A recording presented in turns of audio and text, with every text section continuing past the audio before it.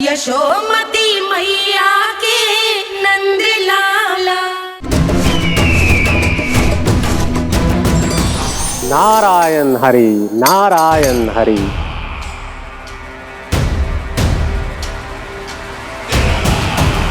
प्रणाम देवर्षि। किस योजना में कितना लाभ है और कितनी हानि, यह आंकलन करते करते थक गए होंगे मथुरा नरेश। देवर्षि, आज मेरा ध्यान कैसे आ गया आपको? आप तो सदैव ही मेरे ध्यान में रहते हैं महाराज कंस। सत्य तो यह है कि मथुरा में जो भी हो रहा है मुझसे छिपा हुआ नहीं है। मैं जानता हूं कि आप किसी भी असुर को वृंदावन क्यों ना भेजें, और वो असुर कितना भी शक्तिशाली क्यों ना हो, कृष्ण का सामना नहीं कर पाता। या तो पराजय स्वीकार करके आपके पास लौट आता है, या तो फिर वीर गति को प्राप्त हो जाता है।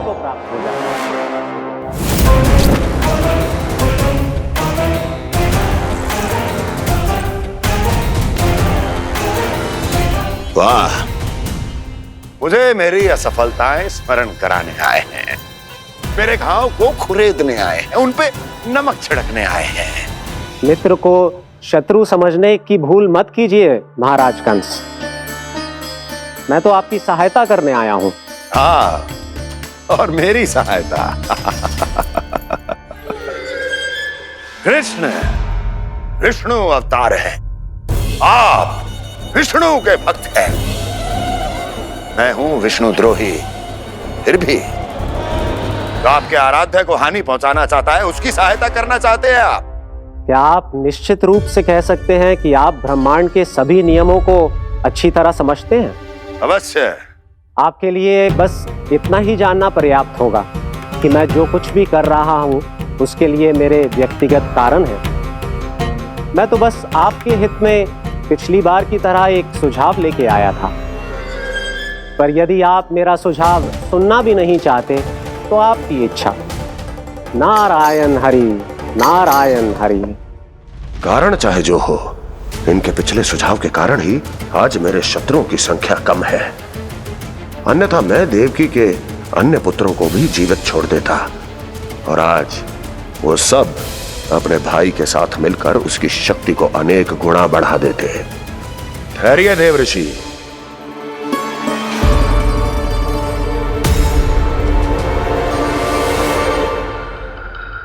बताइए क्या सुझाव है आपके पास? मेरे सुझाव का नाम है कालिया नाग।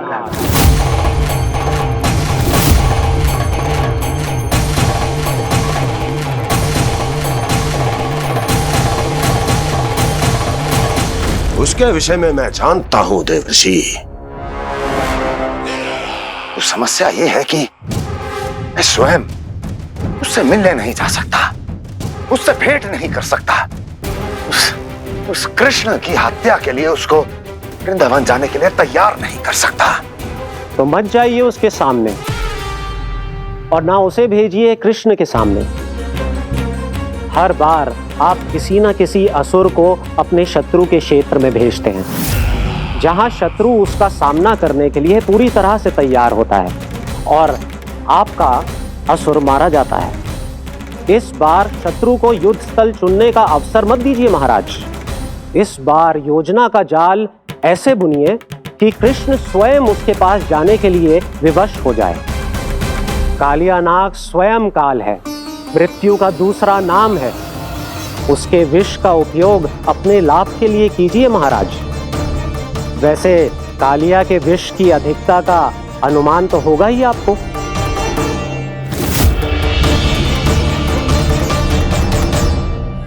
एक बार जो उसके क्षेत्र में पहुंच गया, फिर उसके विष से बचना असंभव है।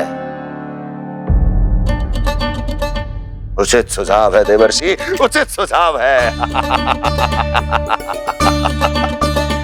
देवर्षि, उस छलिया विष्णु की भक्ति करते करते आप भी उसके रंग ढंग सीख गए हैं। उचित है, उचित है।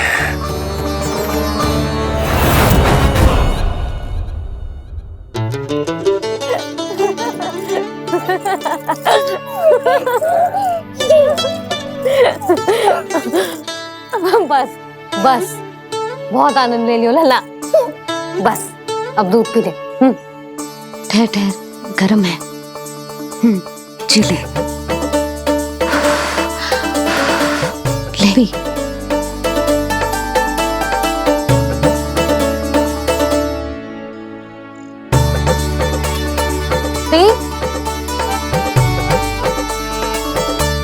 मैं ना होती तो ना जाने क्या होता तेरा। अपने आप दूध भी ना पी सकते है, भावला कहीं का। आपकी इस प्रेम के लिए तो मैं धरती पे आया हूँ मैया। मैं भी यही सोच रहा हूँ यशोदा कि तुम ना होती तो मेरा क्या होता। इसी बात पे थोड़ा दूध और कजू खाने को दे दो। अरे मैं तो भूल ही गई। तनिक ठहर जाओ जी, दूध पी लेना तो आपके लिए भी कछु ले आती हूँ।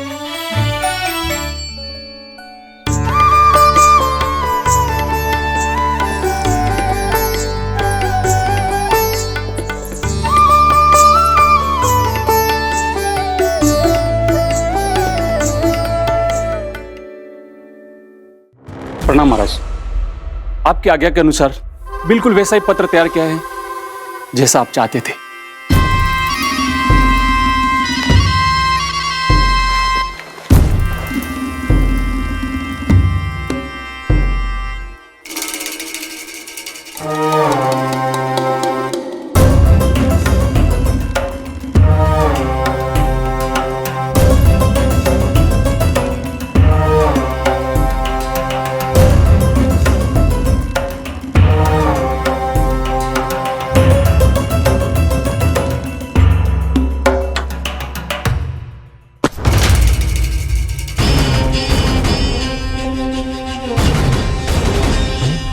कृष्ण जन्म से लेकर आज तक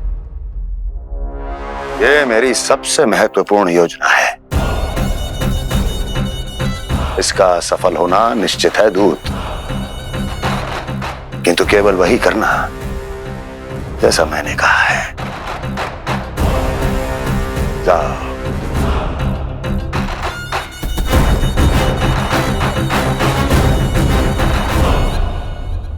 कान्हा,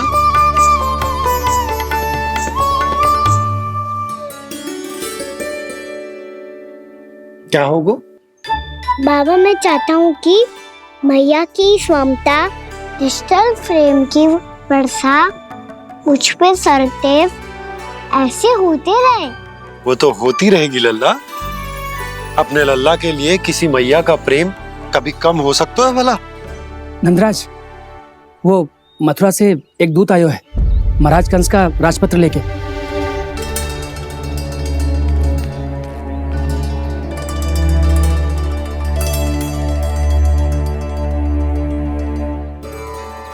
कान्हा अब क्या करने वाला है? तेरे बाबा कहाँ गए? हाँ? कंस मामा का खेल आरंभ हो गया है, पर मैया वो सब सुनेगी तो व्यर्थ चिंतित हो जाएगी। बस थोड़ा बाहर गया मैया, कछु खा लिये से। बाहर इस समय? मैया क्या होगा? मैया देखो ना, पीठ पे कुछ हो रहा है। मेरा हाथ ना पकड़ो, आप करो ना। यहाँ? क्षमा करना मैया, पर अभी बाबा को ही संभालने दो ये सब।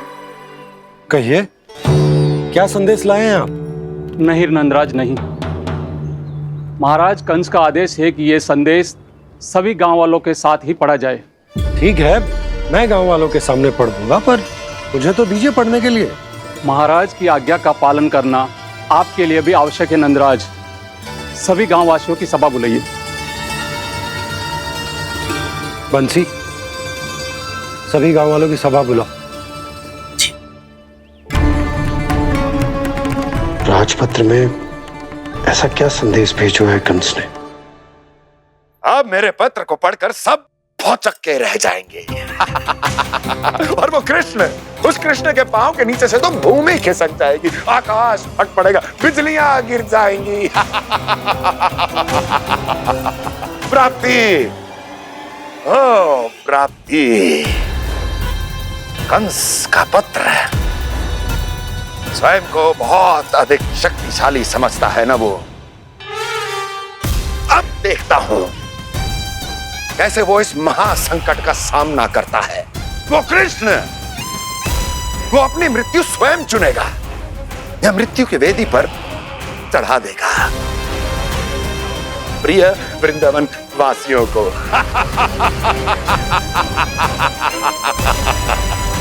अब आएगा आनंद प्राप्ति, अब आएगा आनंद। सबको इकट्ठा करवा के ही पढ़वाएगो। अवश्य ही कोई विशेष संदेश दिया होगा कंस ने। मैं भी यही सोच रही हूँ सुलक्षणा जी, कछु ना कछु तो विशेष है, पर जे हो क्या सकता है? हाँ, बात तो सही है। ऐसा क्या हो सकता है? सभी गांव वासियों के सामने पढ़ा जाए, कछु तो विशेष अवश्य लग रहे हो। बाहर तक कोलाहल क्यों हो रहा है? मैया, मैया, अब क्या होगा? मैया देखो ना, सर पे कछु हो रहा है। लल्ला, नारायण ने तुझे हाथ दिए हैं ना? पीठ की बात अन्य थी। अपने सिर की सेवा स्वयं कर। सर पे तो हाथ पहुंच रहा है ना?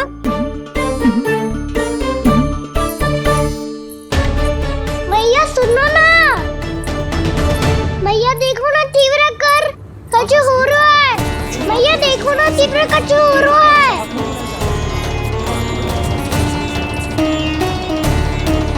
सब लोग आ चुके हैं, अपना संदेश सुनाइए आप। गोपराज नंद और सभी वृंदावन वासियों को सूचित किया जाता है कि मथुरा अधिपति और आप सभी के महाराज कंस ने कल सुबह भव्य पूजा का आयोजन किया है। इसके लिए राज्य को वृंदावन के क्षेत्र के निकट यमुना नदी के मध्य में खिलने वाले 1 कोटि कमल के पुष्पों की आवश्यकता है। इसीलिए आप सभी को यह आदेश दिया जाता है कि ये सभी कमल के पुष्प प्रथम पहर से पहले राजसभा में पहुंचा दिए जाए। इतने सारे वो भी प्रथम पहर से पहले कैसे हो सकते हैं? यदि आप ऐसा करने में असफल रहे तो इसे राज आज्ञा का उल्लंघन माना जाएगा और राजद्रोह के आरोप में आप सभी को कड़े से कड़ा दंड दिया जाएगा। स्मरण रहे, यदि कल की पूजा में इन 1 कोटि कमल के पुष्पों का ना पहुंचने के कारण कोई व्यवधान आया तो समस्त वृंदावन वासियों को दोषी माना जाएगा और पूरे गांव को निवासियों सहित धूल में मिला दिया जाएगा। कल प्रथम पहर तक का ही समय है आप सबके पास।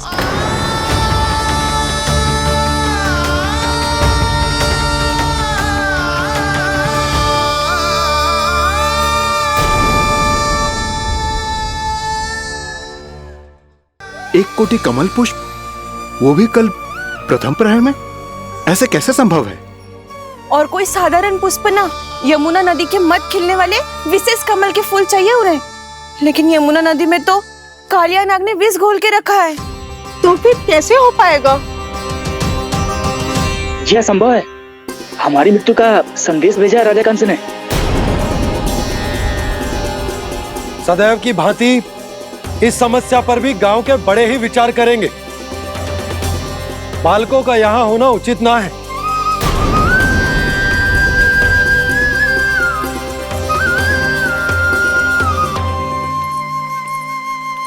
लल्ला, ले जगेंद ले, जा अपने सखाओं के साथ खेल। सुबह उज्जवल, मधुमंगल वसंता, देखो मैया ने क्या दिया है। चलो खेले, बहुत आनंद आएगा आज।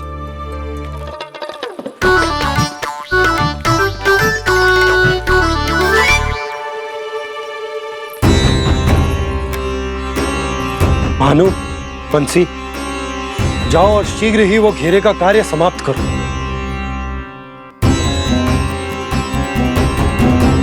पर कछु ना कछु तो करना पड़ेगा ना। पर हम कर ही क्या सकते हैं? पुष्प लाने को और कोई उपाय है भी तो ना। मैं चला जाऊंगा जमुना जी में। वैसे भी मेरे जीवन के कितने दिन शेष बचे हैं। गांव के लिए, समाज के लिए कुछ करके मरूं, तभी तो शांति मिलेगी। ना काका, यदि आप उस विषैले जल में छलांग लगा भी दोगे, किंतु 1 कोटि कमल पुष्प एकत्रित कर पाना आपके लिए संभव ना है। इससे अच्छा है कि मैं चला जाऊं। यदि मैं मर भी गया तो मेरे पीछे रोने वाला कोई ना है। किसी को कहीं जाने की आवश्यकता ना है।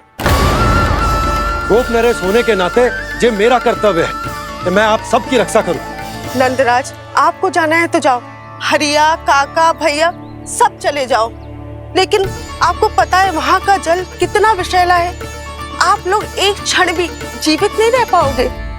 फिर कैसे इकट्ठा करेंगे 1 कोटि कमल पुष्प? आप बात तो सही कह रही हैं शांति। उस दुष्ट कंस ने ऐसी मांग रख के हम सबको फंसा दिया। हम में से कोई भी क्यों ना चला जाए और इस संकट का समाधान ना निकले को। कान्हा, बताना कौन सा खेल खेलें? गेंद पकड़ खेलते हैं। पर एक बात सुन लो सब, कोई भी तीव्र गति से ना फेंके हो गेंद को। मैया ने फ्रेम बनाई है मेरे लिए। सब तैयार हो? हाँ।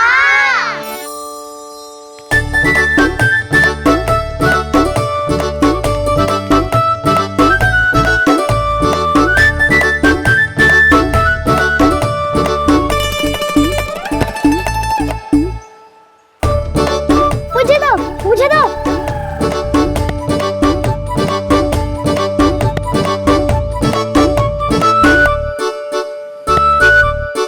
मुझे दो, मुझे दो।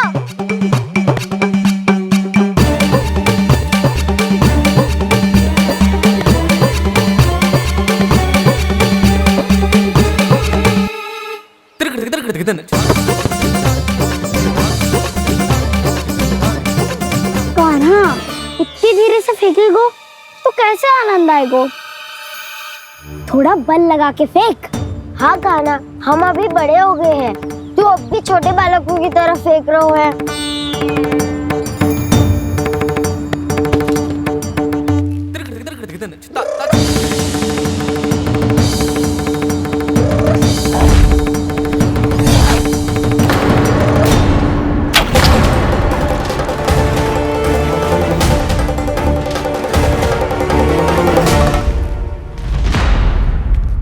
दीदी जी क्या करो कान्हा? गेंद तो डूब गई।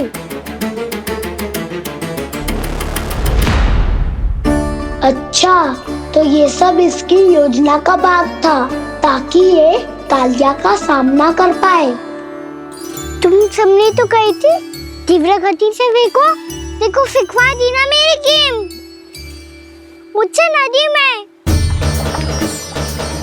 अब मुझे जाके लानी पड़ेगी। रुक जा कान्हा, रुक जा कान्हा। जी क्या बोल रहे थे कान्हा? इसमें तो बहुत संकट है। कोई भी संकट मेरी मैया का उपहार खोने से बड़ा ना है। बहुत प्रेम से बना के उन्होंने दी थी। हे नारायण, कोई उपाय समझ में ना आ रहा है। भैया, अब कैसे करेंगे हम अपने गांव की रक्षा? कीड़े पड़ेंगे उस दुष्ट को।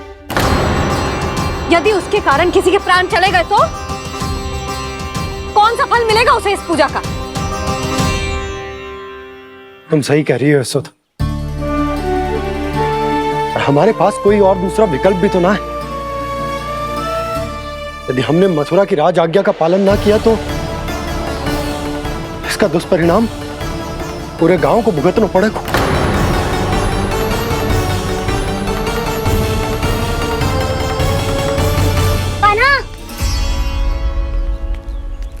पता है कि तो भगवान है, दिव्य है, बहुत शक्ति है तुझमें।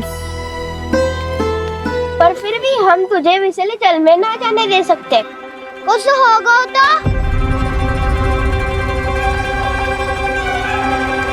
तुम सब इतनी हट कर रहे हो तो ठीक है, ना जाऊंगा। गेंद कहाँ गिरी है, कितनी दूर गई है, ये तो देख लूं, ताकि उसे बाहर निकालने का कोई उपाय ढूंढ पाऊं।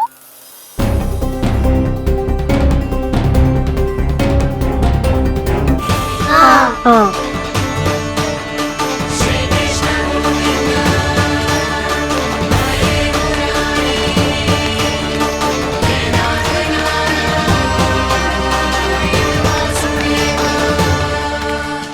कान्हा की ये लीला तो समझ ही नहीं आ रही।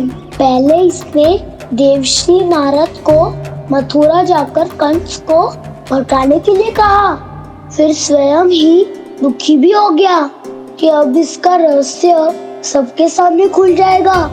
और अभी स्वयं ही तो इसने कहा था कि गेट बहुत महत्वपूर्ण है, फिर स्वयं ही उसे नदी के विषैले जल में फेंक दिया।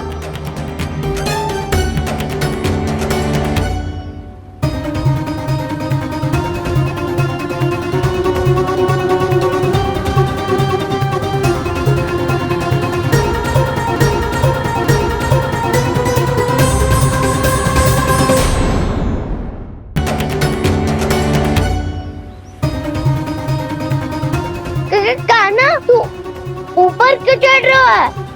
अरे ऊंचाई से देखूंगा तभी तो गेंद दिखेगी।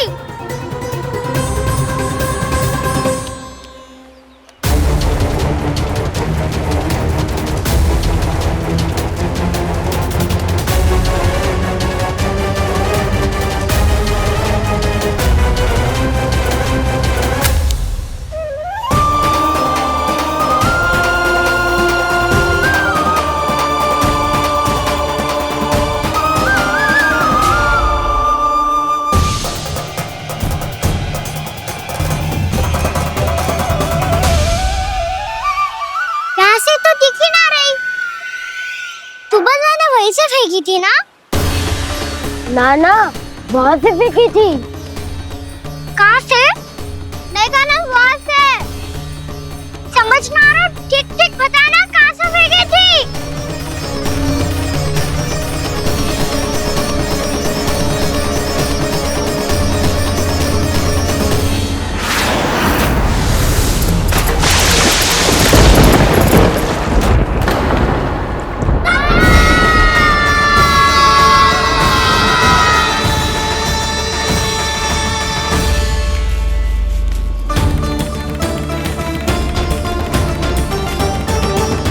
कालिया नाग के क्षेत्र में जाकर कोई भी जीवित वापस ना लौट सको।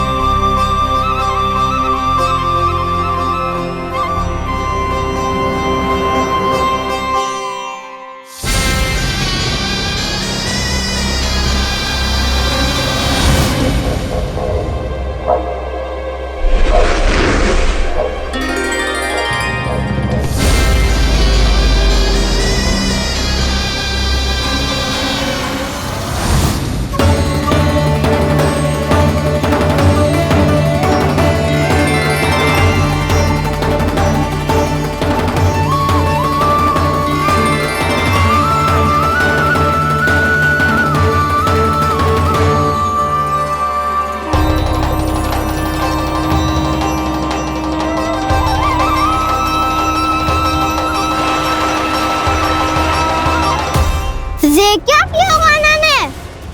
कालिया नाग तो उसे देखते ही निकल जाएगा।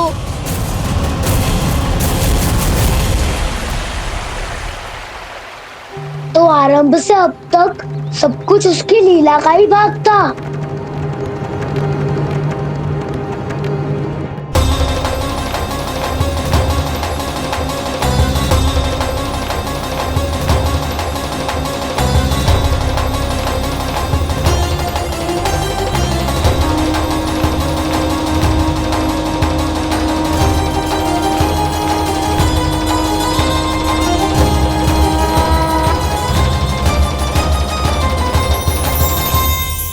इतना सुंदर रूप, मन मोहने वाली मुस्कान, अद्भुत तेज, और भगवान जैसी दिव्यता।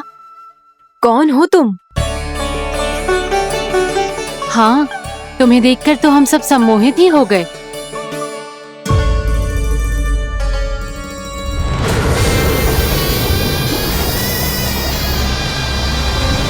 तुम जो भी हो बालक, वापस लौट जाओ।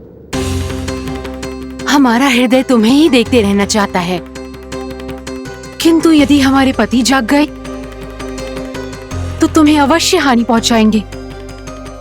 ये बहुत विषैले है बालक, कालकोट जैसे भयानक। इनके विष से तुम नहीं बच सकोगे। नंदराज, कालिया नाग के विष का प्रभाव बढ़ते ही जा रहा है। पहले 8 कोस तक उसके विष का प्रभाव था, अब तो 1 योजन से अधिक क्षेत्र में फैलो है। जल पीने के प्रयास से अनेक पशु मारे गए हैं और नदी के निकट के वृक्ष और वनस्पति सब नष्ट होने लगे।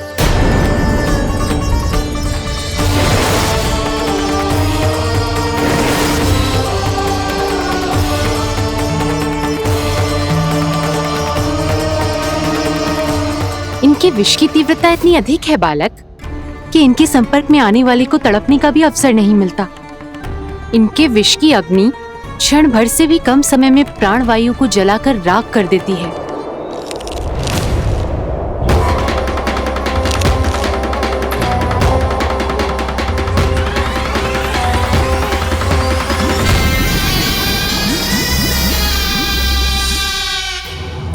तब तो समस्या और भी गंभीर हो जाएगी। मैंने तो सुनो है कि कालिया नाग कम से कम 2 योजन लंबा है, सैकड़ों फन है उसके।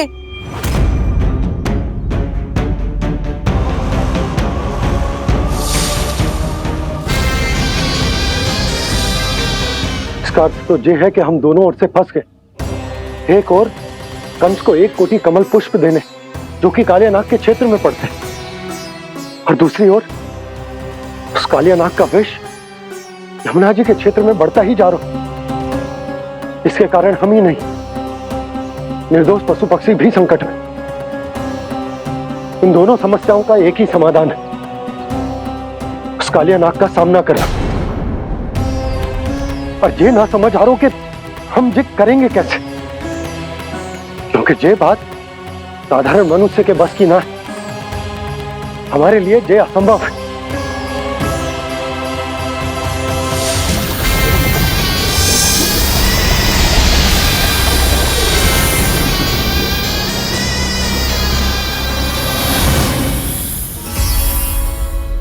अब तो तुमने अपनी आंखों से भी देख लिया बालक, ये कितने विषैले हैं।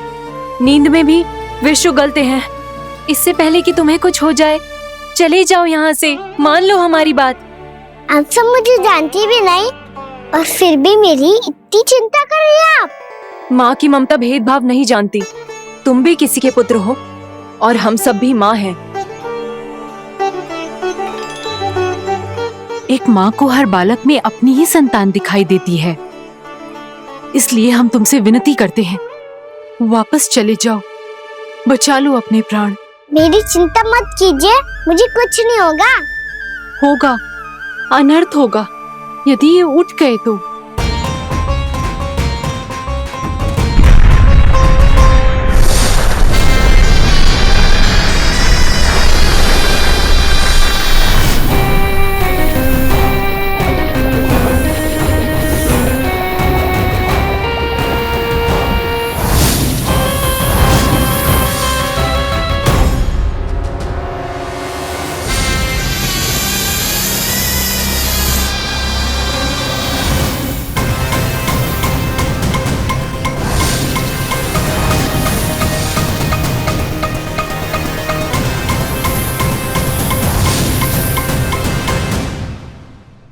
सामने होते हुए भी अपने इश्क को केवल वही देख सकता है जो अपना अभिमान त्याग चुका हो।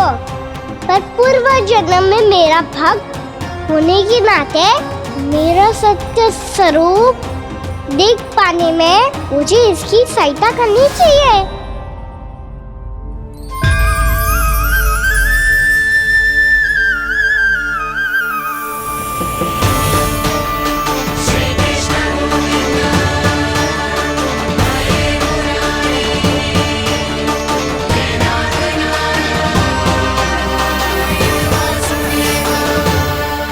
देखो हमारा छोटा सा कान्हा कैसे डट के खड़ा हुआ है, इतने विशालकाय, इतने महाभयंकर सबके सामने।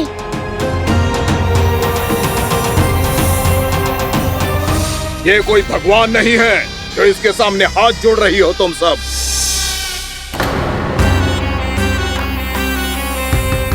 एक सामान्य साधारण बालक है ये, जो ये तक नहीं जानता कि इसके सामने है इसका काल, कालिया। तू कौन है बालक? मेरे इतने निकट आकर भी तू जीवित कैसे है? मेरी नहीं, अपनी चिंता करो कालिया। बहुत मनमानी कर ली तुमने। अब बस मैं तुम्हें रोकना हूँ। अब बस मैं तुम्हें रोकना हूँ। मैं तुम्हें रोकना हूँ। बित्ते भर का है तू, मेरे विष के बारे में जानता ही क्या है? और कहता है मुझे रोकने आया है। किससे? किससे रोकना चाहता है तू मुझे? मुझे क्रोध दिलाने की भूल मत कर बालक। अपनी फुंकार से ही तेरी इस मुस्कुराहट को अंतिम मुस्कुराहट बना सकता हूं मैं। शीघ्र बता, कौन है तू और किसने भेजा है तुझे? तुम्हें आवाज दी है कि अपनी पुकारों से तुम कितना विष भूल चुके हो। पवित्र यमुना नदी को कितना दूषित कर दिया तुमने। और यही नहीं, तुम्हारे कारण निकट के जीव जंतुओं, वृक्ष, वनस्पतियों सबको हानि पहुंच रही है। तो क्या? मुझे उससे क्या? मुझे है, मुझे है। आपत्ति है मुझे तुम्हारे इस व्यवहार से, और इसीलिए तुम्हें यहाँ से जाना होगा, यहाँ से जाना होगा।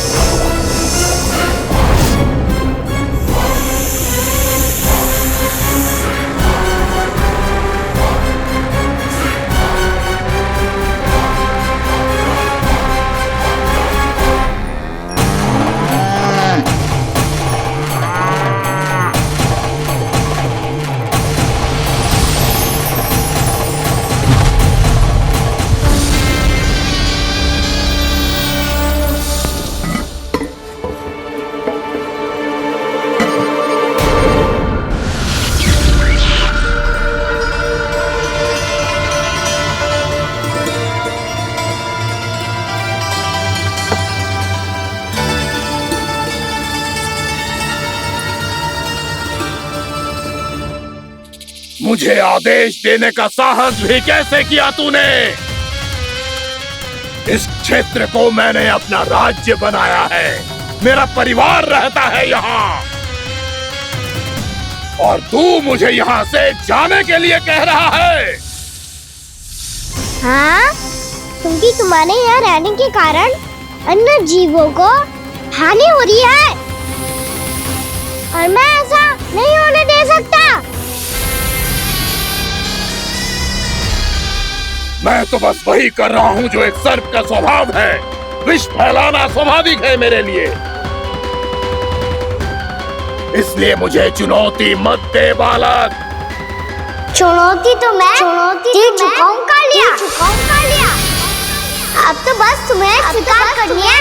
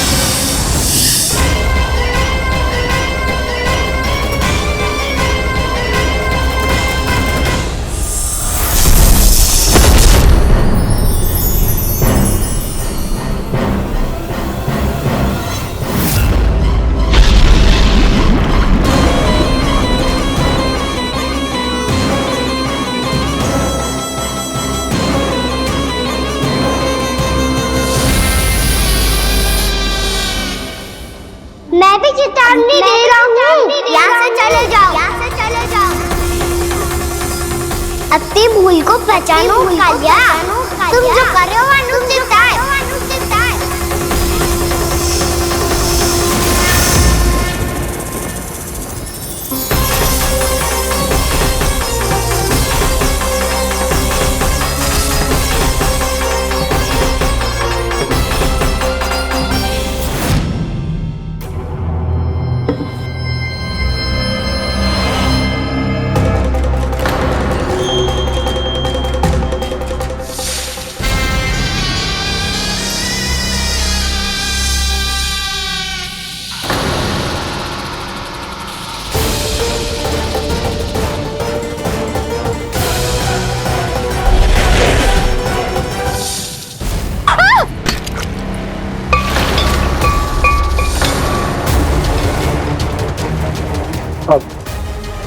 मैं आता हूं। क्या हो गया सुधा? मुझे आवाज हो रहा है जी, कछु ना कछु गड़बड़ है। यशोदा, जो समस्या हमारे सामने है, हम सभी उसका समाधान खोजने में जुटे। तुम विश्वास करो, मैं कोई ना कोई समाधान अवश्य ढूंढ लूंगा। हम कैसे भी करके वो कमल के पुष्प उस कंस तक पहुंचा देंगे। नाना, समस्या उससे कहीं अधिक है, उससे कहीं अधिक बड़ी, उससे कहीं अधिक भयानक है।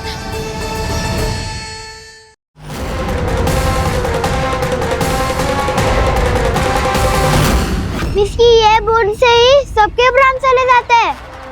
इसने तो विस्की धारियां फेंकी है खाना पे। कान्हा कैसे बच्चे को अधिक विष से? इसका विष तो क्या, ये सर स्वयं भी छू तक नहीं पाएगा हमारे कान्हा को।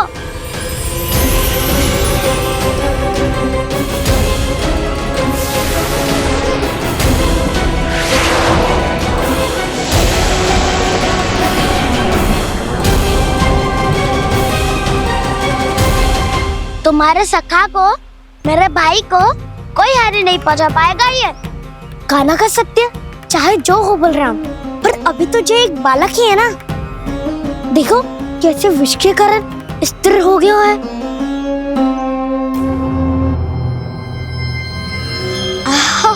हाँ, सर्फ ने कितनी आसानी से अपनी पूंछ से बांध लिया है। मुझे यहाँ से भगाना चाहता था ना तू? अब मैं तुझे दिखाऊंगा अपना सामर्थ्य। ये मूर्ख किसे बांधना चाहता है अपनी पूंछ में? उन्हें जिनका विस्तार सारे ब्रह्मांड में है, या उन्हें जो स्वयं अनंत है? पर देवराज, प्रभु ऐसा करने ही क्यों दे रहे हैं कालिया को? आप सब भूल रहे हैं देवगण, कालिया पूर्व जन्म में प्रभु का बहुत बड़ा भक्त था। उसी भक्ति का फल मिल रहा है अब इसे।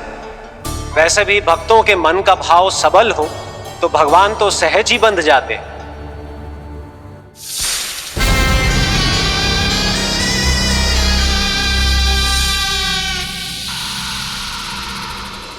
बलराम, तुमने ही तो कही थी कान्हा को कछु ना होगो। देखो दुष्ट ने चारों ओर से जकड़ लियो है।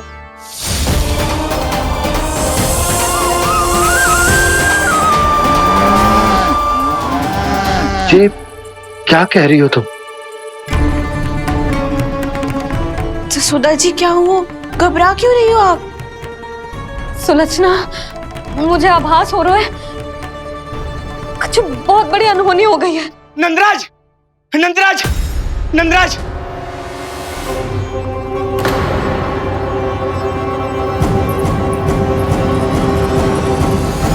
नंदराज, कान्हा ने जमना नदी में छलांग लगा दी है।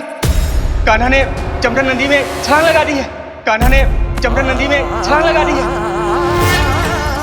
कान्हा जमना में कूद गया है। मुझे लगा था आज कछु गड़बड़ होने वाली है। मुझे आज कान्हा को ना जाने देना चाहिए था।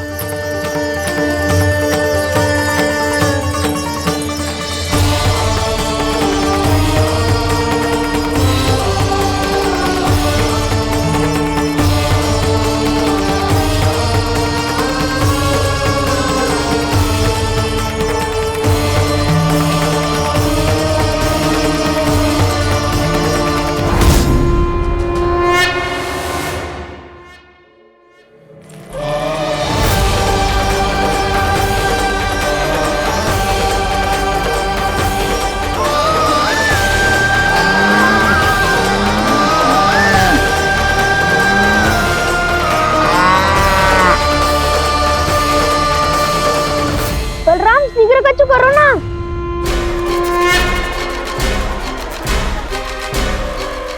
कुछ भी करो पर कान्हा को बचाओ। नाग बहुत भयंकर है, कान्हा अकेले ना संभाल पाएगा इसे।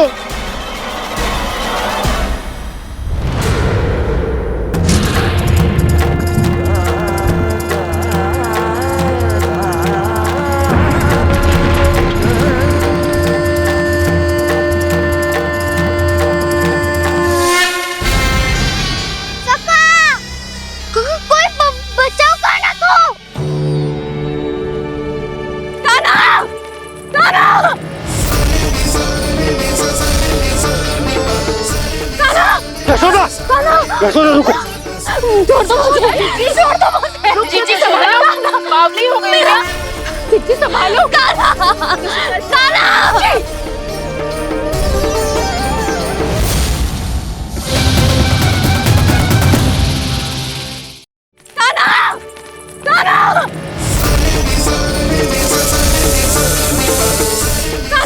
यशोदा, यशोदा रुको। छोड़ दो मुझे, छोड़ दो मुझे। जीजी संभालो, बावली हो गई है। जीजी संभालो। कान्हा, कान्हा। देखो अब कैसे तुम्हारे अस्थियों को तोड़कर छोटे छोटे टुकड़ों में बदल दूंगा मैं।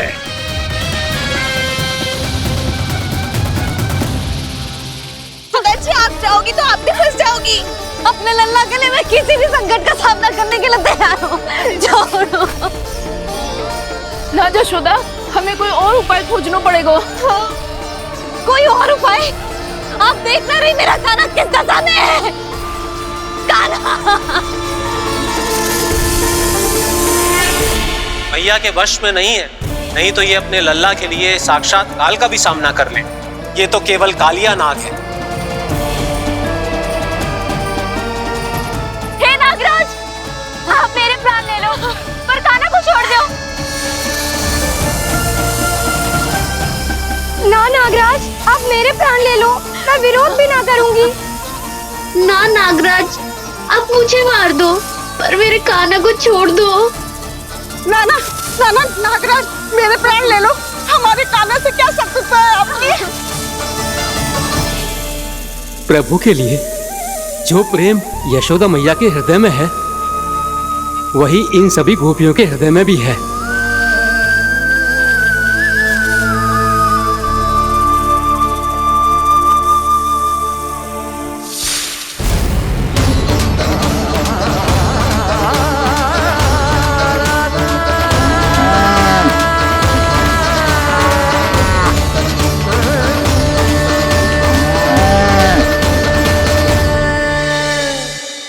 यशोदा, यशोदा, देखो इन गोपियों को, इन गैयाओं को। इन सब के मन में भी तुम्हारी भांति ही ममता भरी हुई। वो सब भी कान्हा से उतना ही प्रेम और स्नेह करती है, उतनी ही ममता से भरी हुई है जितनी कि तुम। तो तुम ही सोचो, जिसके साथ इतनी ममता और इतना स्नेह, इतना प्रेम, उसका कोई क्या कर सकता है? उस कालिया नाग का विष इस सब आशीर्वादों के सामने कछु ना है। कछु करो जी। उसे बोलो वो मेरे प्राण ले ले, मेरे कान्हा को छोड़ दे। यशोदा,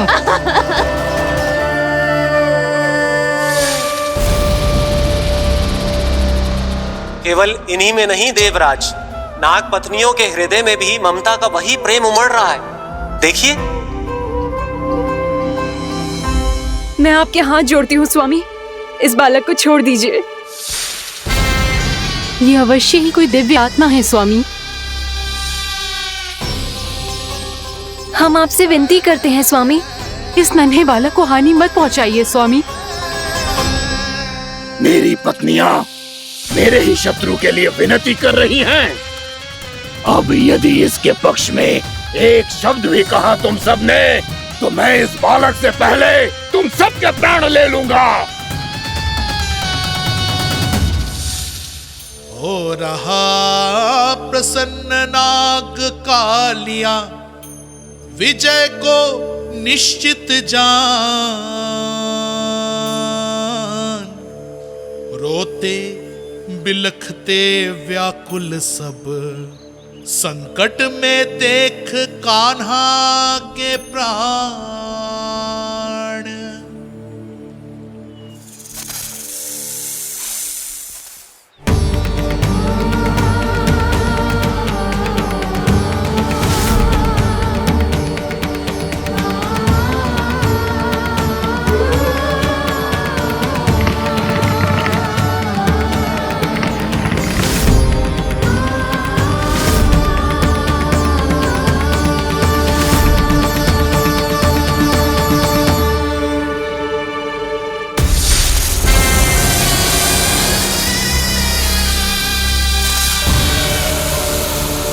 कुछ करो जी, मेरे लल्ला को बचा लो, कोई तो कुछ करो।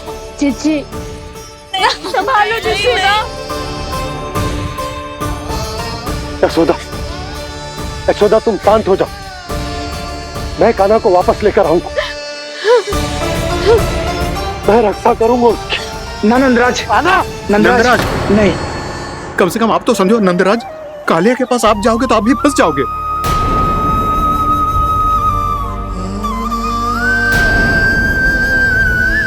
बलराम, तेरा भाई इतनी भीषण संकट में है और तुझे जरा भी दुख ना हो रहा? क्या आप सब अब तक नहीं समझ पाए कि कान्हा सच में कौन है? छोटे बाबा, आप तो उसका सत्य जानते हैं ना?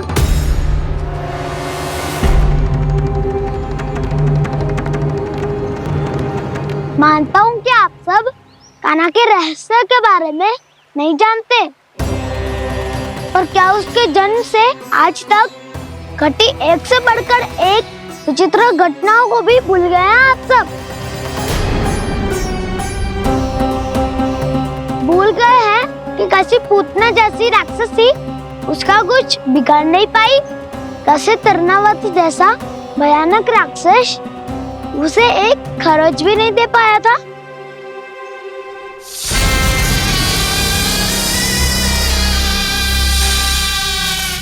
आप सबने अपनी आंखों से देखा था ना, बकासुर से कान्हा की रक्षा करने देवता स्वयं आए थे, पर सत्य तो ये है कि वो सभी देवता भी उस असुर के सामने असमर्थ हो गए थे। तब कान्हा ने बहुत ही आसानी से उस भयंकर असुर का वध किया था, एक ही बार में धराशायी कर दिया था उसे। तो आप सभी सोचिए, बार बार ऐसे असाधारण कार्य करने वाला बालक साधारण कैसे हो सकता है? अब तो आरंभ से ही सारा सत्य जानते हैं छोटे बाबा। रहस्य छुपाने में सदैव कान्हा की सहायता करते आए हैं आप, और आज आप स्वयं ही उसके सत्य को भूल रहे हैं। और तुम सब भी तो जानते हो कान्हा की शक्तियों के बारे में, तो क्या तनिक भी विश्वास ना है अपने सखा पे? बलराम जी, तू क्या कह रहे है? मैंने जो कहा उसका एक एक शब्द सत्य है छोटी माँ। यदि प्रभु की इच्छा हुई तभी कुछ ही क्षणों में सब कुछ अपनी आंखों से स्वयं अनुभव कर लेंगे आप।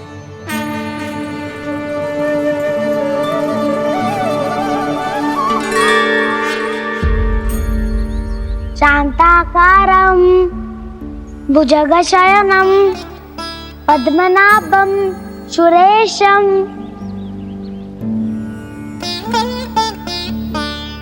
विश्वाधारं गगनसदृशं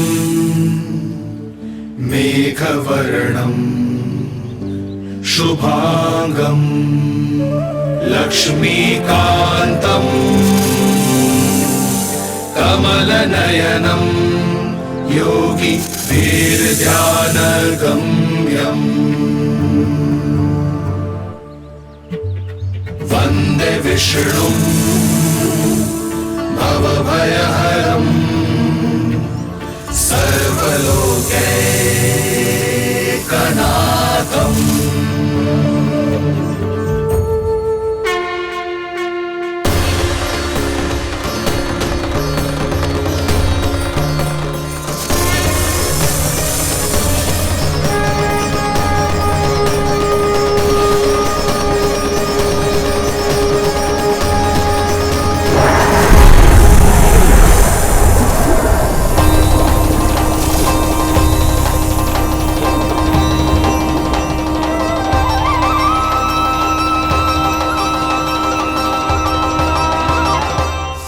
तुझे क्या लगता है बालक कि तू मेरी जकड़ से निकल गया तो अब बच जाएगा तू?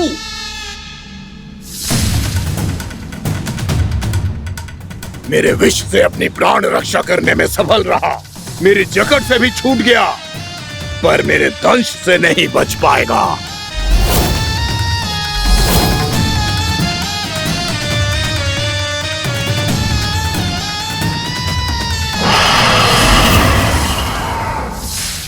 अब भय से भाग रहा है, पर मैं तुझे मृत्यु देकर रहूंगा।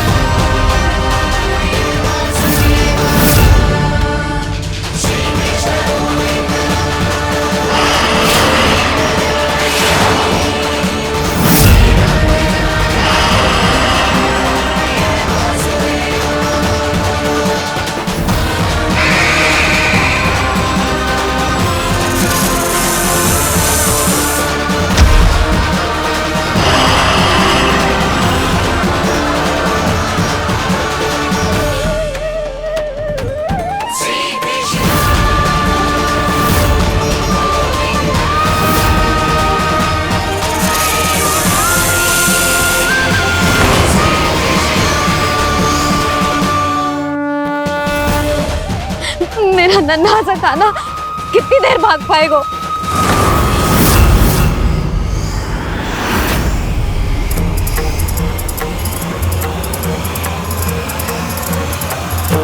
और कितनी प्रतीक्षा करोगे मेरी भक्त कालिया?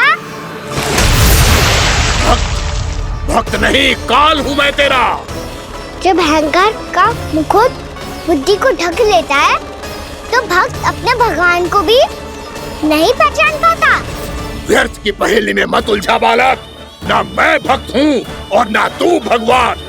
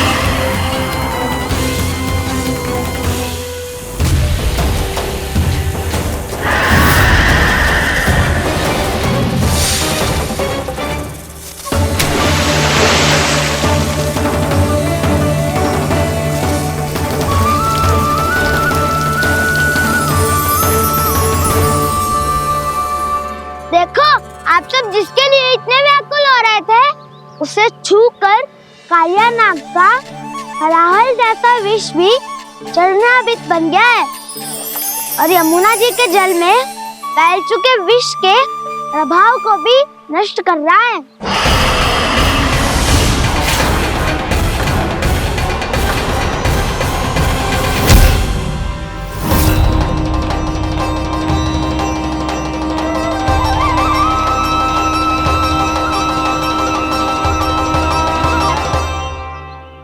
धर्म रक्षक अधर्म विनाशक प्रभु श्री कृष्ण का कौशल सचमुच अद्वितीय है। नारायण नारायण।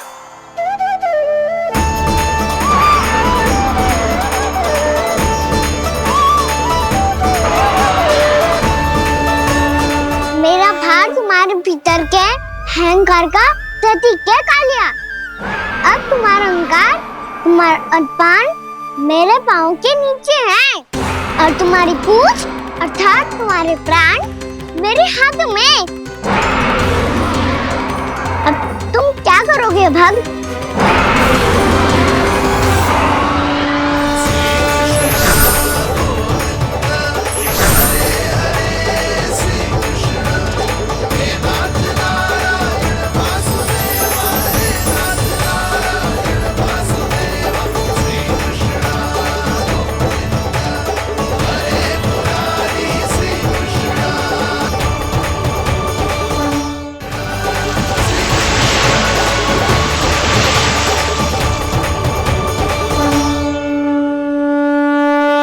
प्रभु, भले ये आपको पहचानने में असमर्थ हो, पर हम सब ने आपको पहचान लिया है। हाँ प्रभु, एक भक्त होने के नाते और एक अर्धांगिनी और माँ होने के नाते मैं आपसे इनके प्राणों की भिक्षा मांगती हूँ। अपनी कृपा दिखाइए और इन्हें क्षमा कर दीजिए। आपके लिए मित्र और शत्रु में कोई अंतर नहीं प्रभु, उसी तरह आपकी कृपा और दंड में भी कोई अंतर नहीं। दोनों दया ही तो हैं, अकारण ही किसी को प्राप्त नहीं होती। हमें विश्वास है कि हमारे पति को मिला ये दंड कोई अभिशाप नहीं है, आपका वरदान है। ये सत्य है प्रभु कि इनसे बहुत से पाप हुए हैं। इनके विष से बहुत सारे जीव जंतु को हानि पहुंची है, पर अब आपके चरण इनके शीश पर पड़ गए हैं। ऐसी कृपा तो बड़े बड़े महान महात्माओं को भी दुर्लभ है, और इन्हें प्राप्त हुआ तो अवश्य ही ये किसी महान पुण्य का ही फल है। हे प्रभु, उन्हीं पुण्य कर्मों की शक्ति का आह्वान कर मैं आपसे विनती करती हूँ, इन्हें प्राणदान दीजिए। मैं अपने इस भक्त को क्षमा अवश्य करूँगा देवियों, यदि ये अपने अहंकार को त्याग कर मुझे पहचान ले तो।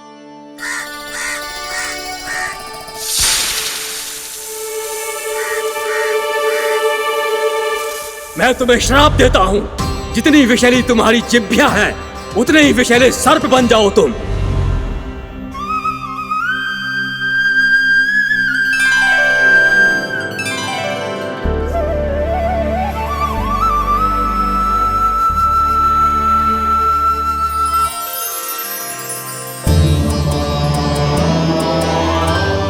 नारायण, मुझे क्षमा कीजिए नारायण। मैं तो आपका परम भक्त था, किंतु मैं आपको पहचान नहीं सका। इसका दंड तो मुझे मिलना ही था, किंतु मैं अब प्रायश्चित करना चाहता हूं। इसके लिए यदि आप मेरे प्राण भी ले लेंगे तो भी मुझे कोई दुख नहीं होगा। मैं अपना जीवन, मृत्यु और अपना अस्तित्व सब कुछ आपको समर्पित करता हूं।